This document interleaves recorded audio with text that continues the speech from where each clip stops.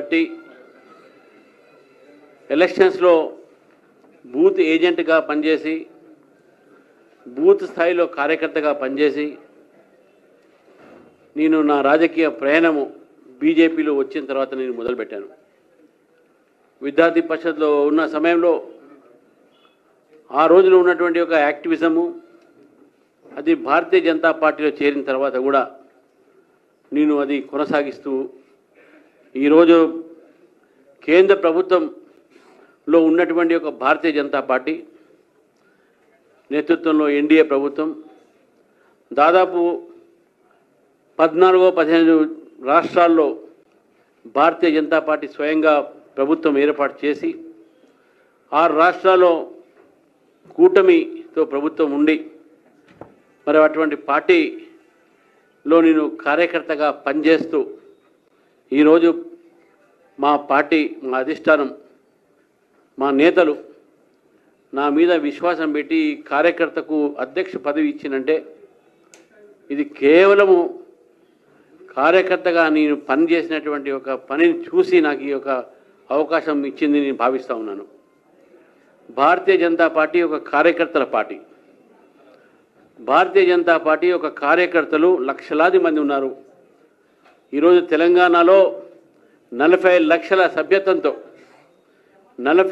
సభ్యత్వంతో కార్యకర్తలు బూత్ స్థాయిలో నుంచి పనిచేస్తూ పార్టీ కోసం అహోరాత్రులు పనిచేయడానికి సంకల్పంతో ఉన్నారు. గతంలో పార్టీ తక్కువ ఉన్న సమయంలో పార్టీ ఈ యొక్క రాష్ట్రంలో మొట్టమొదటిగా ఎప్పుడైతే ఈ రాష్ట్రంలో పెరుగుతున్న సమయంలో అనేక మంది కార్యకర్తలు వాళ్ళ ప్రాణ త్యాగాలు చేశారు. వారి యొక్క అన్ని రకాలుగా కుటుంబ త్యాగాలు చేశారు. ఎన్నో త్యాగాలు చేసిన తర్వాత పార్టీ ఈరోజు ఇంత దూరం వచ్చింది. మరి ఇంత పెద్ద పార్టీ 14 కోట్ల మెంబర్షిప్ ఉన్నటువంటి పార్టీ దానికి రాష్ట్ర స్థాయిలో నాకు అధ్యక్షత చేయడం అనేది ఉందో ఇది కేవలం కార్యకర్తల ఒక ఆశీర్వాదం అని చెప్పి నేను భావిస్తూ ఉన్నాను. నేను అహోరాత్రులు కూడా కార్యకర్తగా పనిచేస్తూ కార్యకర్తలు కూడా నేను మీ ద్వారా కోరుతా ఉన్నాను. తెలంగాణ ప్రజలు భారతీయ జనతా పార్టీ వైపు చూస్తూ ఉన్నారు.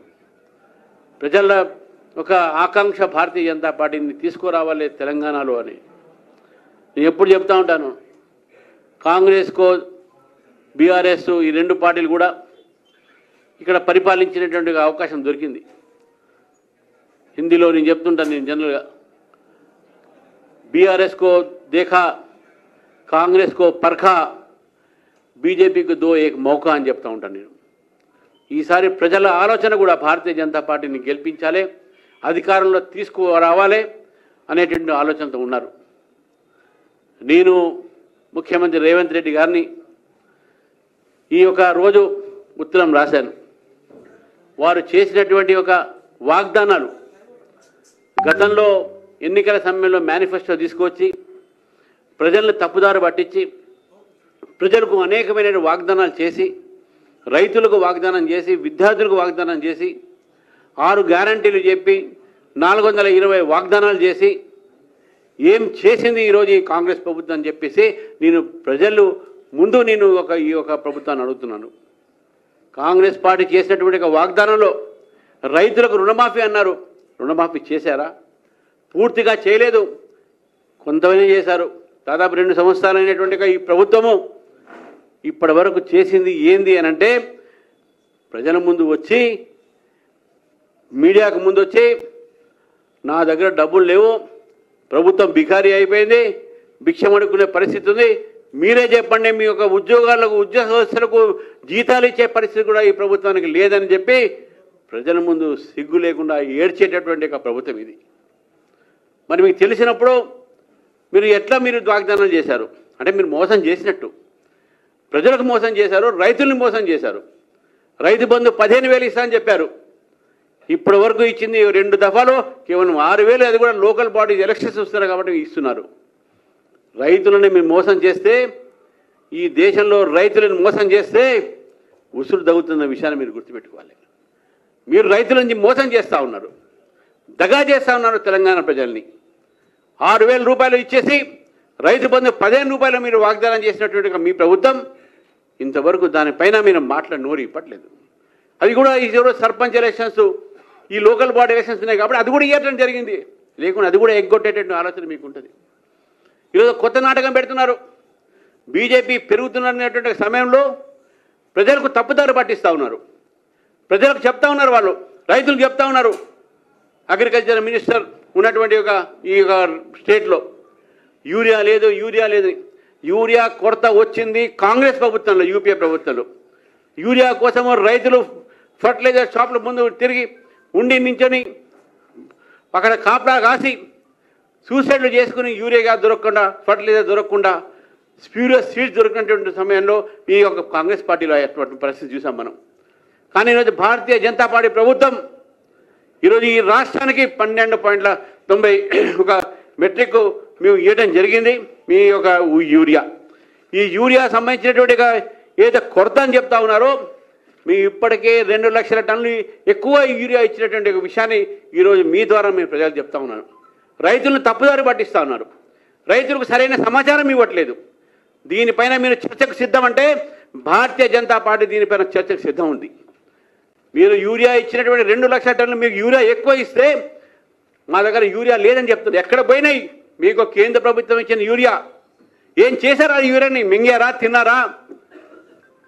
రైతులకు యూరియాలు వేయలేని పరిస్థితి కేంద్ర ప్రభుత్వం ఇచ్చిన తర్వాత కూడా ఈ రకమైన పరిస్థితి ఈరోజు తీసుకొస్తారు. నిన్న పెట్టింది ఒక పెద్ద సభ. ఆ సభలో పేరు సామాజిక సమరత సభ ఏం పెట్టారు, పేరు పెట్టారు. ఆ సభలో సామాజిక న్యాయం చేస్తా అని చెప్పి సభలు పెట్టారు. ఏం న్యాయం చేశారండి ఆ సభలో? మోదీని మాత్రమే తిట్టారు, ఆర్ఎస్ఎస్ని తిట్టారు, బీజేపీని తిట్టారు. అదా మీ సామాజిక న్యాయం? మీరు పెట్టిన సభ ఏంది? మీరు మాట్లాడిన మాటలేంది? మీరు ఒక్కసారైనా అక్కడ బడుగు వర్గాల గురించి మాట్లాడారా? మోదీని తిట్టడమే సరిపోయింది.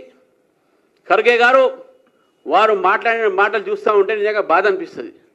ఈ దేశానికి వారు దాదాపు 55 సంవత్సరాలు పరిపాలించిన కాంగ్రెస్ పార్టీ ఒక్కసారైనా ఈ ప్రజల గురించి ఆలోచించారా? కేవలం అవినీతిలో కూలి, అవినీతిలో మునిగి, అవినీతిలో తేలి ప్రజలు మిమ్మల్ని భరించలేక కాంగ్రెస్ ముక్త భారత్ చూడాలని చెప్పేసి మిమ్మల్ని మొత్తం కూడా 3 సార్లు ఓడగొట్టినటువంటి భారతదేశ ప్రజలు. ఈరోజు తెలంగాణలో కూడా అదే పరిస్థితి ఉంది. తెలంగాణలో ఆ రోజు మేము చెప్పాం బీఆర్ఎస్ ముక్త తెలంగాణ అని చెప్పి. ఈరోజు బీఆర్ఎస్ కాంగ్రెస్ ముక్త తెలంగాణ అనేది భారతీయ జనతా పార్టీ నినాదిస్తూ ఉంది. భారతీయ జనతా పార్టీ మేము కేవలం అధికారం కోసమే కాదు, ప్రజల కోసం కూడా మేము పనిచేసేటువంటి పార్టీ మాది. మీరు కేవలం అధికారం కోసం పనిచేసే పార్టీ మీది. అధికారంలో పాటు మీరు అవినీతి చేసేటువంటి పార్టీ మీది. ఏఐసిసి అంటే ఆల్ ఇండియా చీటింగ్ కమిటీగానే ఆల్ ఇండియా కాంగ్రెస్ కమిటీ కాదు మీది. నిజంగా మీరు ఈ ప్రజల్ని మోసం చేస్తూ ఉన్నారు, ప్రజల్ని దగా చేస్తూ ఉన్నారు. ఈ కాంగ్రెస్ పార్టీ వచ్చిన తర్వాతనే ఈరోజు ప్రజలు అల్లాడిపోతూ ఉన్నారు. ఇంత తక్కువ సమయంలో ఈ యొక్క ప్రభుత్వం మీద వ్యతిరేకత బహుశా ఏ ఒక్క రాష్ట్రంలో కూడా ఏ పార్టీ కూడా రాకపోవచ్చు. కాంగ్రెస్ పార్టీ అనుకుంటుంది రేపు లోకల్ బాడీ ఎలక్షన్స్ మేము గెలుస్తామని చెప్పేసి. లోకల్ బాడీ ఎలక్షన్స్లో ఈ యొక్క ప్రజలు, తెలంగాణ ప్రజలు మీకు చుక్కలు చూపెడతారు. మీరు చెప్తున్నారు 100 సీట్లు గెలుస్తాం మేము ఎమ్మెల్యేలు, 15 సీట్లు మేము ఎంపీ గెలుస్తామని చెప్పేసి మీరు ఏదో వాగ్దానం చేస్తున్నారు. మన ఒక మల్లికార్జున ఖర్గే గారే గెలవలేకపోయారు. వారి ముందు మీరు వాగ్దానం చేస్తున్నారు. బహుశా మీరు నోరు స్లిప్ అయినట్టుంది. నోరు స్లిప్ అంటే సార్ ఖర్గే గారు వచ్చే రోజుల్లో 100 సీట్లు బీజేపీ గెలుస్తుంది, 15 సీట్లు ఎంపీ బీజేపీ గెలుస్తుందని చెప్పేసి మీరు చెప్పబోయి మీ నోరు జారి మీ కాంగ్రెస్ పార్టీ చెప్పినట్టుంది. ఈరోజు తెలంగాణలో పరిస్థితి కూడా ప్రజలు 100 అసెంబ్లీ సీట్లు బీజేపీకి ఇవ్వడానికి సిద్ధంగా ఉన్నారు, 15 పార్లమెంట్ సీట్లు బీజేపీకి ఇవ్వడానికి సిద్ధంగా ఉన్నారు. మీకు రాబోయే రోజుల్లో తెలంగాణ నుంచి మీకు ప్రజలు మీకు ఇక్కడి నుంచి కాంగ్రెస్ ముక్త తెలంగాణ చేసేటందుకు సిద్ధంగా ఉన్నారు. మిత్రులారా, అబద్ధాలు ఆడి ప్రజలను దగా చేసి రాజా అధికారంలో రావడం అనేది ఇది పెద్ద గొప్పతనం కాదు. మీరు ప్రజల్ని you are cheated the people, you misled the people.